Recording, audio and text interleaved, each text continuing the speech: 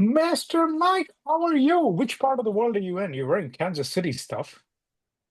Yeah, Kansas City Royals. I'm born and raised in Kansas City, and now I live on the Kansas side. So Overland Park, Kansas.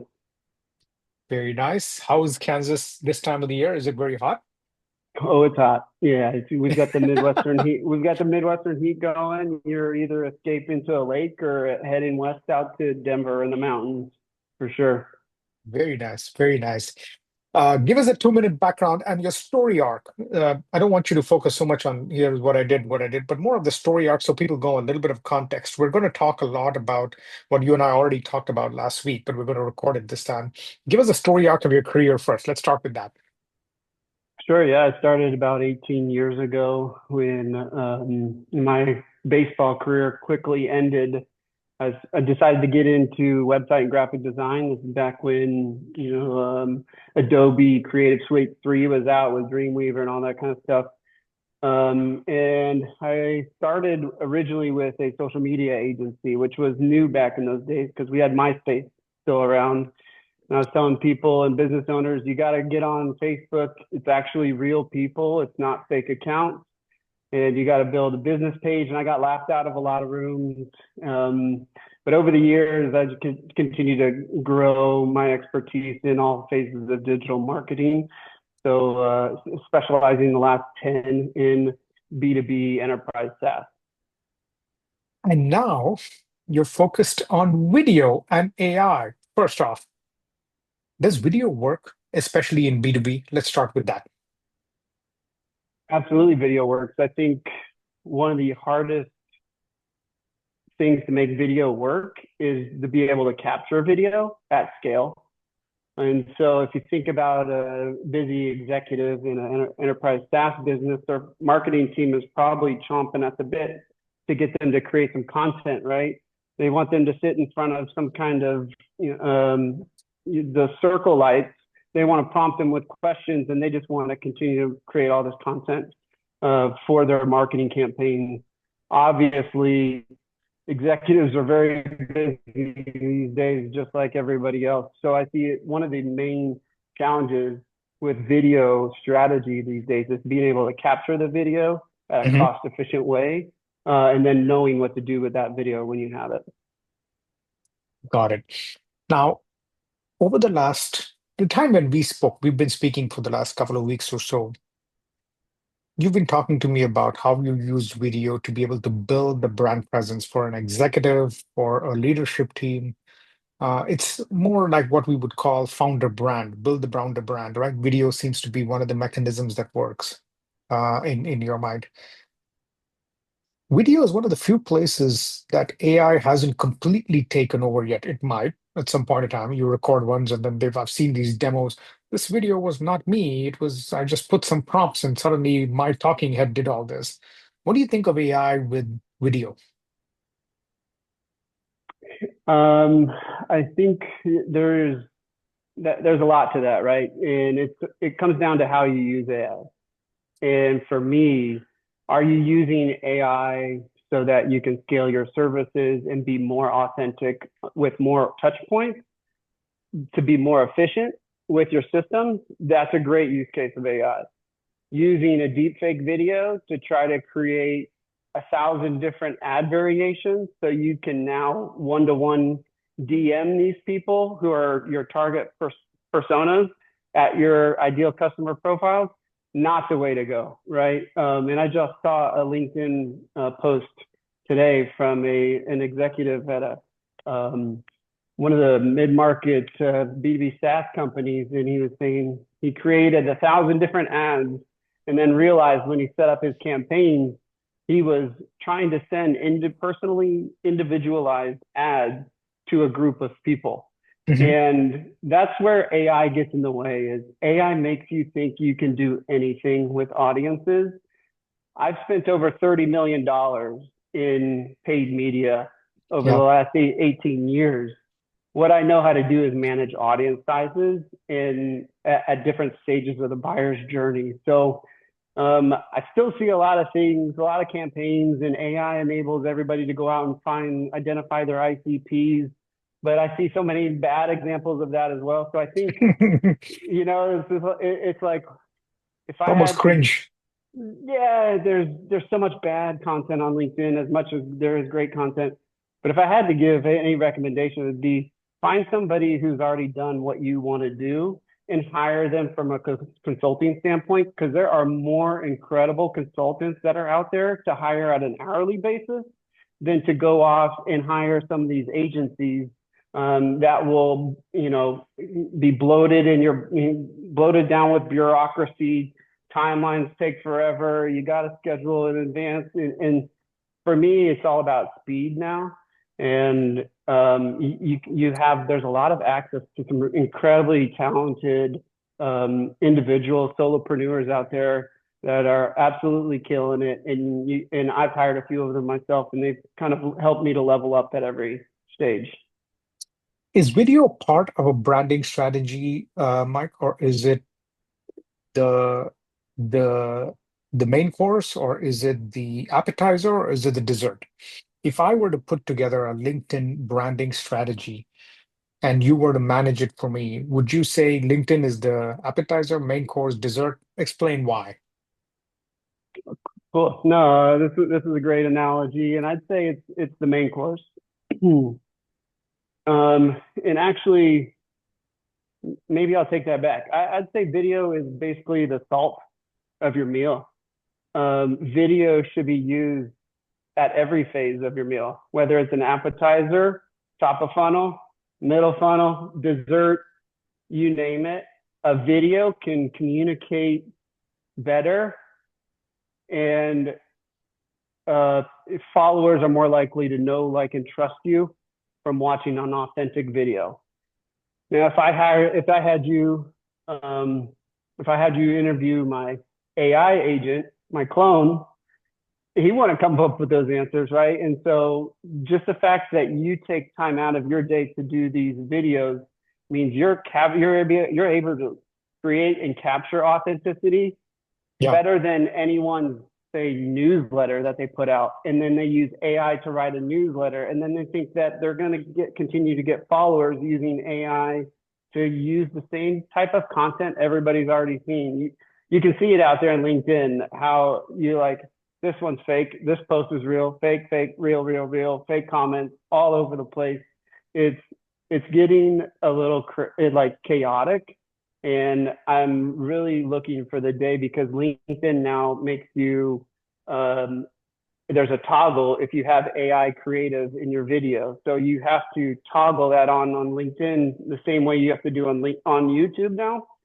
And I'm convinced that the future is going to be filtered, that LinkedIn users will not want to look at other fake AI content, and they will want real people in their feeds. And so what I preach, and I've seen this digital marketing game, I've seen the used car salesmen come and go. I've seen the guys who are posting, I'll get you 30,000 leads on LinkedIn in 1 month, right? With their emails. Like, that's not a system. What they're going to do is they're going to take your entire CRM, they're going to dump it into a cold email system. Then they're going to email everybody. And the few that do respond might end up being qualified pipeline, but you're going to ruin so many of those relationships by just sending out a cold email asking for the sale, and they have no idea who you are.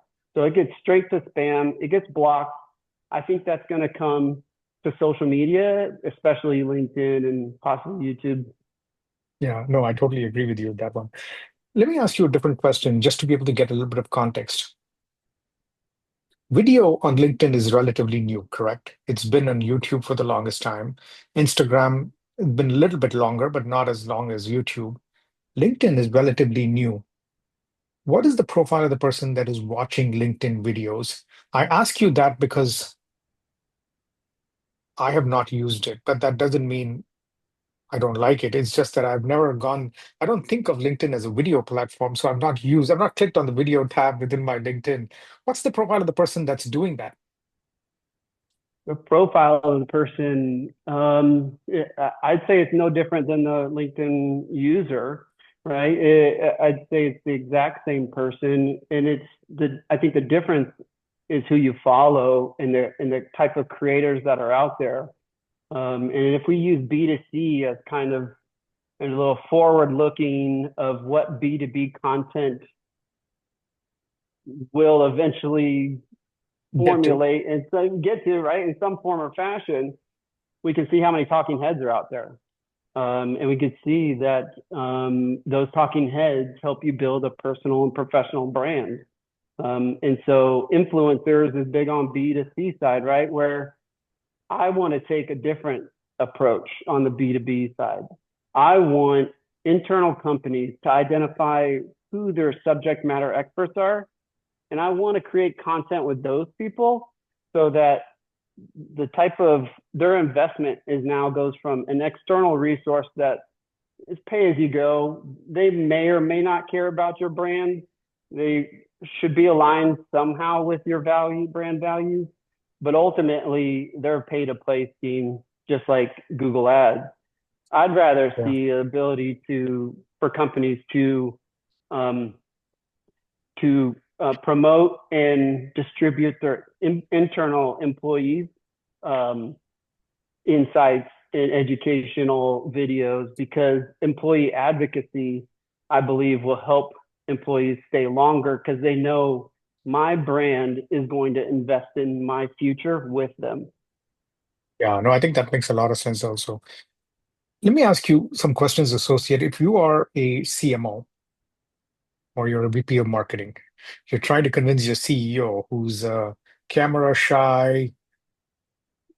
Most CEOs are. Some of them are very salesy and they like getting in front of the camera, but they want it highly structured, if that is the word. And now you're trying Yep. to convince your CEO, hey, we got to do videos. Or you're not asking them to dance or the TikTok video or something. You're asking them to share some content, which is what are the objections that you've heard and how do you handle those objections? I would assume the objection is, I'm not doing this video stuff is usually what the CEO says.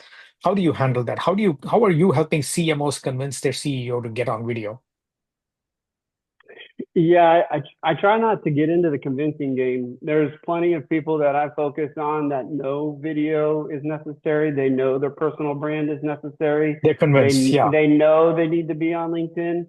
If I had to go kind of pick apart a CEO to get them on board, I'd really start with what's he already doing? Is he already engaging in webinars with other companies? Is he speaking at public events, where you can use long form video, and then there's plenty of tools out there, like AI tools that can help you capture short form video clips, like a Opus clip. So like, is he already out there speaking? If so, start small, capturing some of that, put the clips on LinkedIn and YouTube, drive back to the larger video. But ultimately, if he's not, what's unique about my system is my system captures your everyday conversations you're having on Zoom or Google Meet or Microsoft Teams. And executives are often much more calm and collected, just like I am in a regular Zoom meeting right now, right? Is you put me in front of that ring spotlight, something happens that I can't explain, and I'm not the best on video, but what's great is the more you shoot videos, the better you do. And you don't have to post every video at the Yeah, beginning, right? So start small. And I'd say go out and do a walk and talk video. Put yeah, the phone in front of your face, wear sunglasses, get comfortable with doing that kind of stuff. Just record video about one topic and be concise with it, right? Don't start rambling on. See if you can come up with a 60-second clip that delivers value to people who are following you, and then ask people what they think. Actually go out actively and send it to people in their DMs. Hey, I just created this. Let me know your thoughts, right? And part of that feedback is what makes us human and gives us the ambition and the drive to continue. Is, it's awfully lonely being a solopreneur sometimes. And so when I get on a call with you, I'm like, ooh, let's talk about AI. I can't wait. Finally, somebody. I'm like, yes. Um, and the same thing is with like AI networking events. I get, I love those events because it's not doesn't happen every single day. So figure out where you are creating that value, test maybe creating your own videos. You don't have to post any of them. Some of them, when I first started, you could look back at my photo reels and you'd see 36 videos or photos, right? And I was You're just like, like, what? Did I record that? yeah. Some of them are on the ether web somewhere, right? So you have to just kind of get over yourself at the end of the day too. Is it's a hurdle. There's a mental blockers, and there's like, there's also a challenge of, hey, if I say something that's not correct, I'm going to get lambasted, especially in the B2B enterprise space. You know how particular you have to be with your words, and you pointed this out because you realize the difference between the software as a service and software as a system and systems as a service, right? And so those are three very different things, but terminology matters. And I think a lot of CEOs might get held up on being perfect. Hmm. They want to go to the perfection route. They want to make sure it looks like they made the video like a movie as opposed to just a casual conversation between two friends. Let me ask you So something about let me ask me something about the process of coming up with thoughts. How do you come up with what to say on video? Is it that you're thinking about it every day? Do you have a content calendar? Is that the way it works? Or is it more, hey, I have a good thought, I'm going to write it down, I'm going to revisit it. No, I'm just going to think about it. I'm going to use AI to maybe formulate some better thoughts. And then I'm going to just get, I'm going to say a lot of different things, but then I'm going to put together a 30-second script and I'm going to just read it. Is that the way it works? Or are you more on the fly? What seems to work for you and what would you recommend? yeah, I think there's balance, right? Ultimately. And so I'll tell you what I would recommend if you don't have my system, and then I'll let you know how easy it is with my system. Without my system, I think probably one of the best ways is to go back into your chat GPT or large language model, whichever one you're using.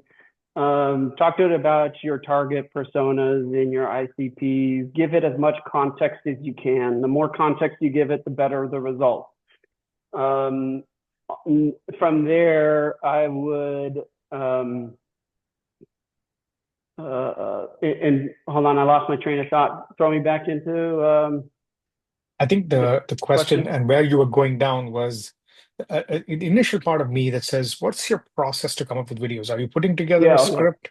Are you thinking about it every time? Are you saying, hey, this is a great idea, I should make a video about it? Yeah, sorry. So perfect. And really, if you don't have my system, I would suggest starting with the Chat GPT, uploading Chat GPT with, your ICPs, your target personas, and come up with the everyday challenges that they're having. And then turn those problems into opportunities. So prompt your Chat GPT on, hey, what are some hooks for this individual problem, for this type of person, for this type of company? And it will come up with, 5 hooks. If you don't like those, come up with 5 more, right? Yeah, yeah. And then just kind of rinse and repeat on your persona's biggest challenges and go after those relentlessly, right? And then you have different content pillars where you might have people who are interested in AI, you might have people who are interested in your go to market, you might have people who are interested in leadership, right? So understand your followers and what they want out of you, and you can kind of test the waters with different types of content on your personal. But what I like to do from a strategy perspective, where my short form video system comes in, is because we're able to capture your calls on a daily basis, you're dropping dimes and wisdom, 3, 4, 6, 7. I think I had 7 clips from one of our calls. There's 7 clips, right? And I can schedule those out over a couple weeks. So Hmm. now I've got a content backlog, and you're saying, what kind of content should I create? Well, I kind of do that work in advance of my call. I know the softball question I'm going to give you about AI, and I'm going to put it on a tee for you, and you're going to knock it out of the park. All of a sudden, that becomes a clip for us, right? So, for me, you have great calls, and when you think there's a clip that was so good it should be captured, all you have to do is say a keyword, and that keyword, once the transcript gets uploaded to the cloud, that keyword is able to kick off a task for my video editor.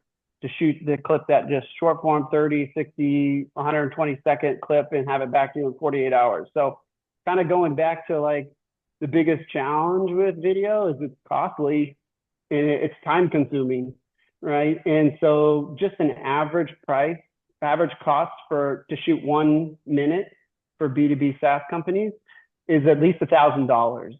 And you can work that backwards. Say an hour of your CEO's time, say 2 hours of editing time, say an hour from the SEO and content person, say an hour from your social media strategist, hour from your content, Marcom team, go on, right? And I could tell you that it ramps up pretty quick.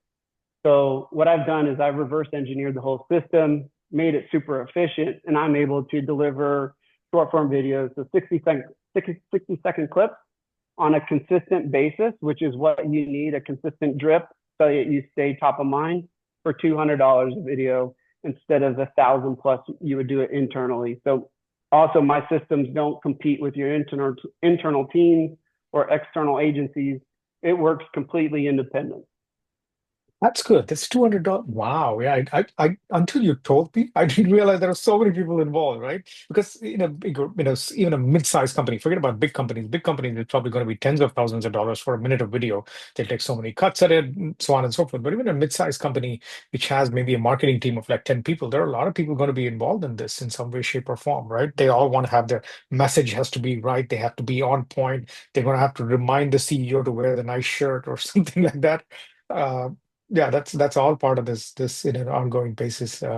What are some of the things that people have seen as a result of using your system and putting videos? What kind of results have people seen? Yeah, so it's still early on in the system, but one of the things that it's probably a huge benefit is LinkedIn is no longer a time suck. It's fun again because I know I've got content coming out on a consistent basis that's going to drip to my followers, and I have to focus. All I have to do is focus on engaging those commenters and creating relationships with people who engage in my posts. So for me, as the world, and we talk about AI and marketing and how agencies are using AI, the very first interaction with your prospect, or maybe it's not even a prospect, the very first action should be personal, right? Like you liked, that's how we got connected. You liked and commented on one of my posts. And I thought, well, you took the time to do that. Let me check you out. And I was like, oh, guy really knows his stuff. Okay, like here's an opportunity. Let me send you what I see and how I think there's some opportunities here. Because what you get a really good feel for somebody when you can go through their feed and you're like, there's a video. Here's another video. I know what it's like. Okay, this guy means business. Let's go. And the speed of business on LinkedIn is really fast these days. Yeah, Right. And absolutely. I think that's one of the places where the Midwest seems to be slow at adoption rate. And what I'm doing here now, one of my missions is, even though I don't, my mission is to create authenticity in the face of artificial intelligence, right? And help people capture that. The Midwest is usually slow to the game. I'm trying to help the Midwest speed up their transition into AI. It's really slow around here, but the coast, West Coast, East Coast, the business is so fast, and it's incredibly fast on LinkedIn. And when you get somebody on the hook, you really got to land them, right? And so that personal first touch should be probably followed up by a personal third touch and a fourth and fifth touch until you know that, okay, this might be somebody that I'll follow up with every once in a while or whatnot, or continue to engage. But there's just so many ways you can use AI right, and a lot more you can use AI wrong. Absolutely. Mike, this was terrific. I'm glad we got connected. I'm glad we came to record the podcast. And where do people find you? Yeah, you can On find me at LinkedIn. LinkedIn is the easiest place. I have a custom domain, so if you look up my name, Mike Svetlic, that's Svetlic, MikeSvetlic.com. that'll redirect you to my LinkedIn page. And then the other place too, I would send people is local B2B.agency. That's the community that I help lead for in the Midwest for clay.com, and then also for any of the AI speaking engagements and webinars that me and my co-founder there help put on a monthly basis. Awesome. Thanks, Mike. Cool, you're the best. Thank you so much. Have a great one.